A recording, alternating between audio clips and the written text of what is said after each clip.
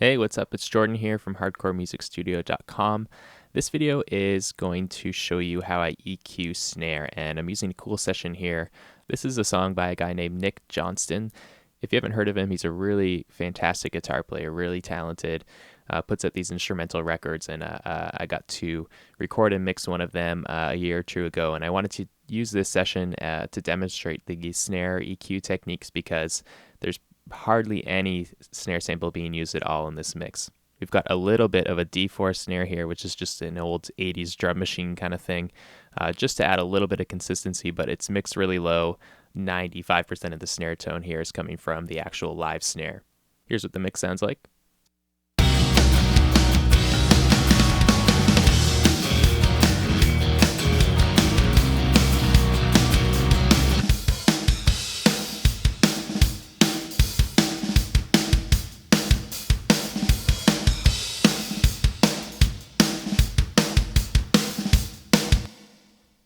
All right, so let's just dig into how I EQ'd the snare on this mix. So basically there's only one EQ plugin on this whole chain. It's the SSL channel. And first I'll just do an A/B of the EQ on and off. So here's the EQ bypass.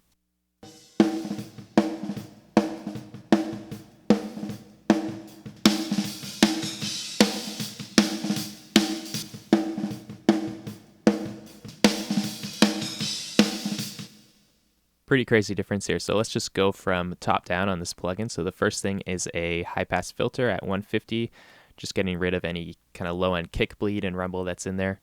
The biggest thing happening on this plugin is a huge boost in the top end. So we're doing a shelf just below 6K here, and we're boosting almost 13 dB on this. So let's check out what this is doing.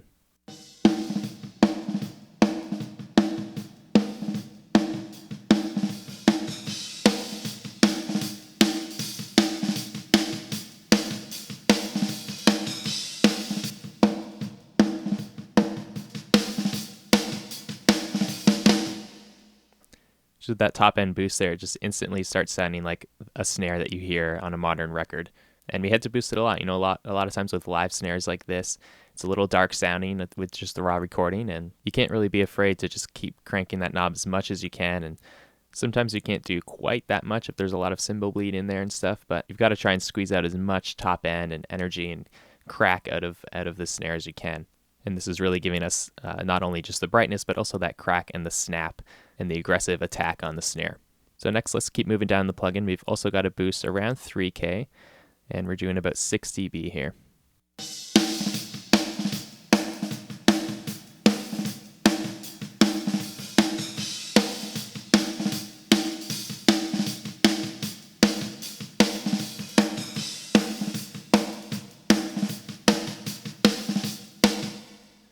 So again, it's also giving us some brightness and some snap, but just a little lower down in the frequency range around the 3K area. It's going to give us more of kind of a bitey sound, and it's going to help it cut through the gain of the guitars.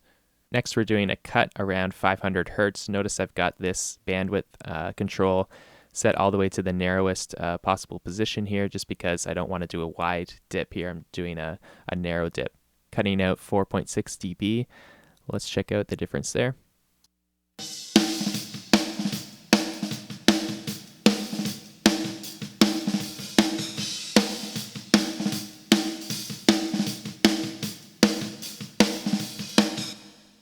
So it's a little bit subtle here, but I'll actually try to boost around that frequency, and you'll hear why I wanted to cut it.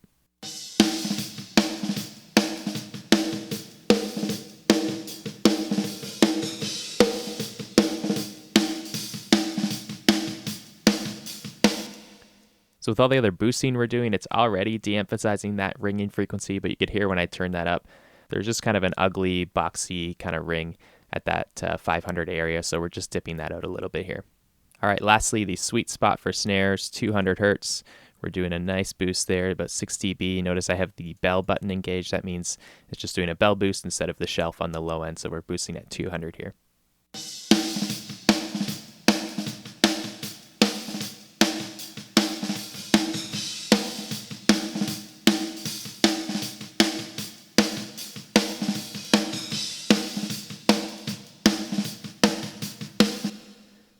When you're EQing anything, you want to be doing it with the entire mix running, because no one ever hears the snare in solo. They only hear it in the context of the mix. And obviously for these videos like this, I'm soloing the snare so you can hear everything exactly what I'm doing.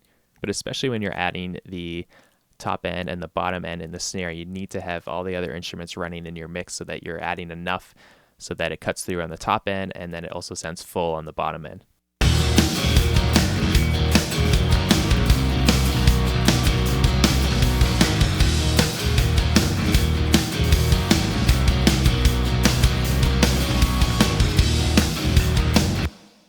You can hear how when I got rid of that 200 hertz boost, the snare just got really thin and just made the drums as a whole sound really thin and lacking some punch. So that's the EQ on the snare top there. Was able to get everything I needed out of just the SSL channel EQ here. I'll do one more AB and then I'll show you the snare bottom quickly.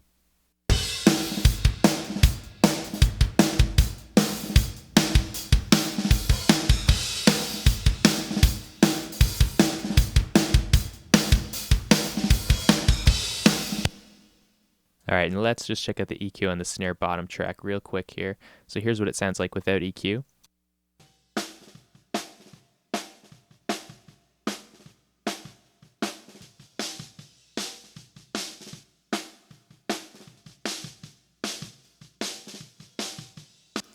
So we're EQing really at similar points here. So a little higher up with the bell booster at 7K. We're adding about 6 dB there on the top, and then we're adding a few dB around 3K as well.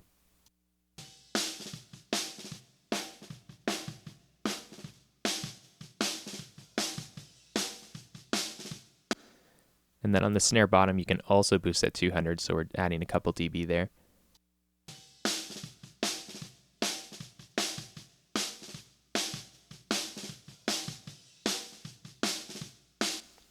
All right, so we're just trying to get a little extra bottom end punch out of this and then some top end sizzle so that we can add a little bit more brightness to the snare overall. So I'll play just the snare top and then I'll add in the snare bottom.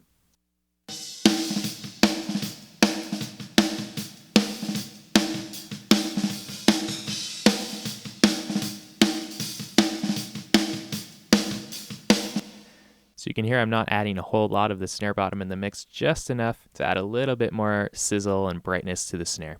All right, so that's my EQ approach on the snare on this track. Pretty standard frequencies, between 5 and 8K on the top end, maybe between 2 and 3.5K to boost as well, maybe dip out a little bit in the mid-range, and then boost at 200 for the low-end punch. Try that out on your next mix. If you like the sound of this song, search for some Nick Johnston stuff. Really talented guitar player, like I said. And as always, please subscribe if you want to get updates on new videos that I'm putting out. Let me know what you think of this video with a comment below. Hit the like button. Lastly, if you're not on my email list, click the link in the description and you'll also get my free mixing cheat sheet for joining the list. I send all of my best content through the email list there, and you'll also get updates on any new content that I'm putting out and just tons of free content, advice, and videos and articles on mixing and producing rock and heavy music. All right, thanks for watching. See you next time.